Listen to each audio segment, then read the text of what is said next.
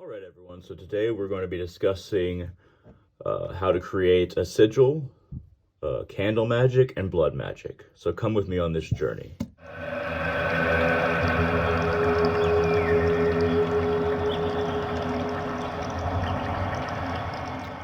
All right, so the first thing we want to do, and sometimes you might want to use something the color of red. Red is a color of power. I use dark red right here, mainly because I'm going to be using blood. So that's purely a personal choice, though. It doesn't really matter exactly which color pen or Sharpie you use.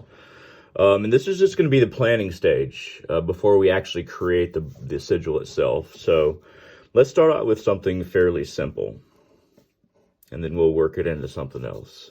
Nope, all caps, people. I am protected.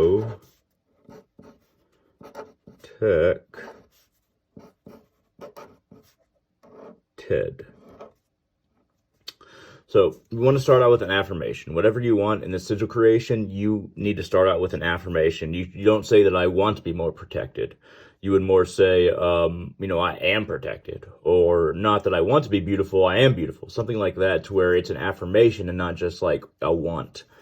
So the next step, and this is a technique that I learned quite long ago as far as creating sigils. So what we have to do is get rid of all vowels. A, E, I, O, U.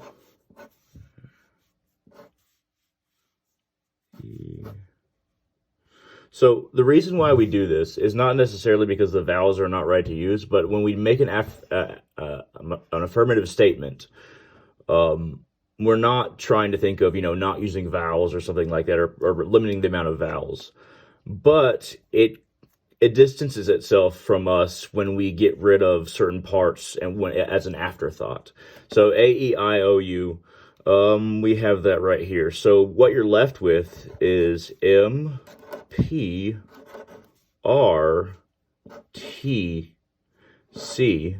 And here's another thing. Get rid of doubled letters. So if you have two different letters of the same kind, like T, this T is fine, this T needs to go. So you're putting space between you and the original statement, but your original statement was not meant to not include these letters. So that's why you're distancing yourself from the original affirmation while still using it as a sigil. So the last letter is D.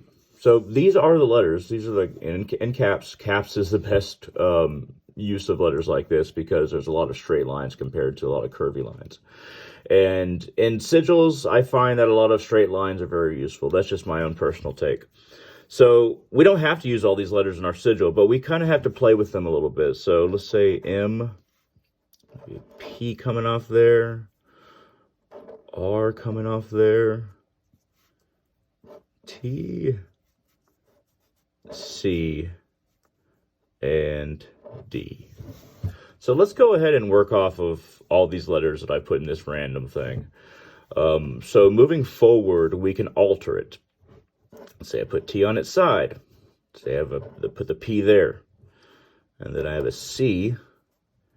And then I could have an M. And it still feels too like letters. It should be more fluent as far as imagery goes. It shouldn't look like letters, basically, in my mind. So let's keep on working with this, and you can always make multiple of this beginning combination of letters and not use them all. But let's go ahead and see if we can make this into something useful. So let's take 1/2 of the M.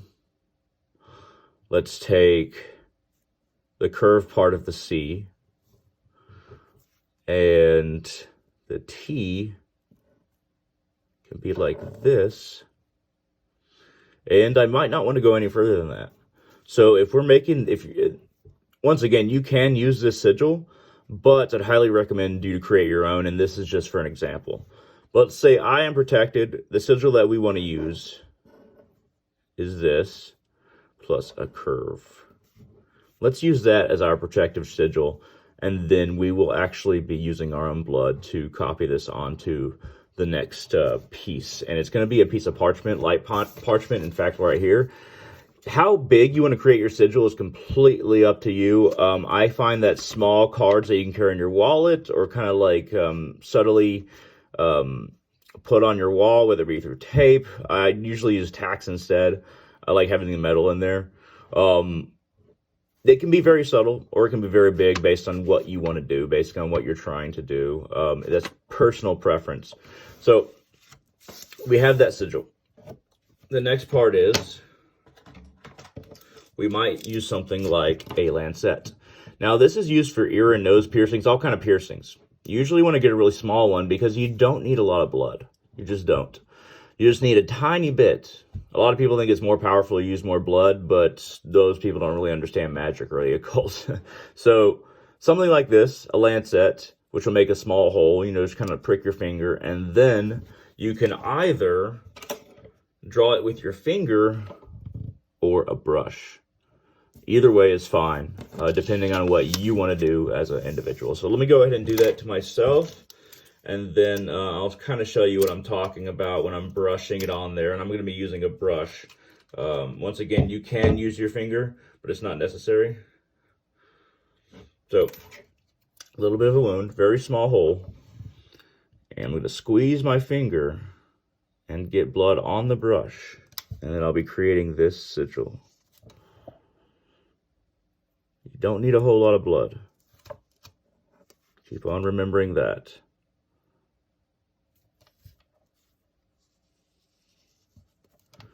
And I like the brush strokes of, a brush compared to actually using the finger, because it's less subtle and more, when you're using the finger itself, it's more broad, it's less subtle, and I tend to like more subtle things. So when you're creating the sigil, you want to focus on its purpose, and you might want to remain silent and very focused. As an example, I keep on talking, but and also one thing that you have to realize is that it doesn't matter if certain areas are lighter than others. Don't worry about the color consistency. So what we have here is our I am protected sigil. Go ahead and get, I highly recommend that you save these pages, by the way, because they can kind of like let you know how you progress, what you focus on, things like that, how you do things.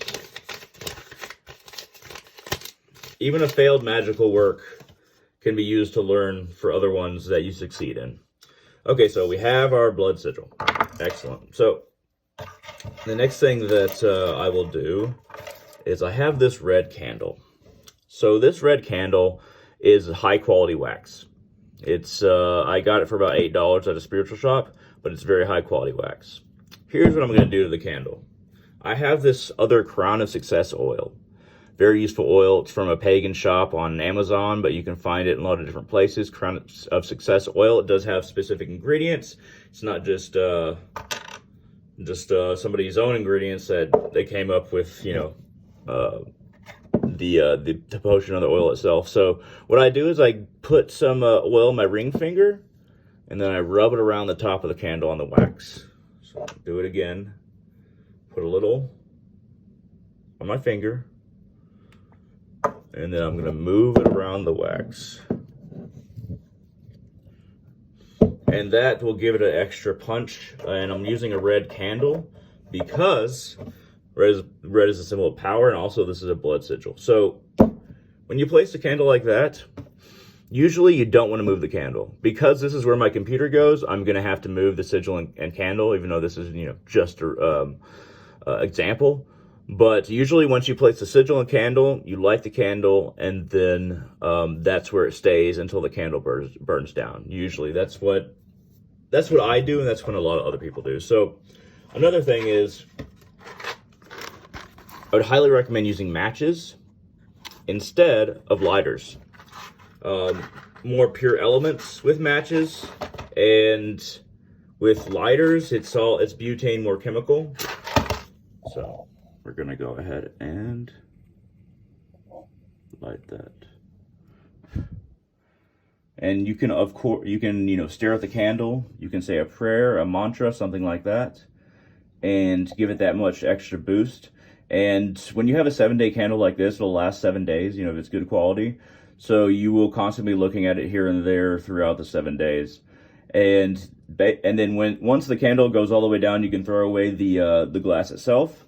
And you can also, hold onto the sigil either in your wallet, or you can do what I did and place it somewhere significant in your house or room, what have you. And that you shouldn't always think that you are protected when gazing at the sigil. It should be more, it's a feeling of protection. Lock onto that feeling when you see that image without thinking of the word protected. And that will become a good sigil for you to, in this case, be protected. If you want to manifest other things, that's also okay. So it's really up to you what you want to do with your magic, what you want to do with your connection, and what you want in the long term in your life, because sigils aren't always immediate, but they will manifest later on. At any rate, thank you very much for watching. I hope this has been useful. This has been a video about sigil creation, candle magic, and blood magic. And I hope all of you have a wonderful day.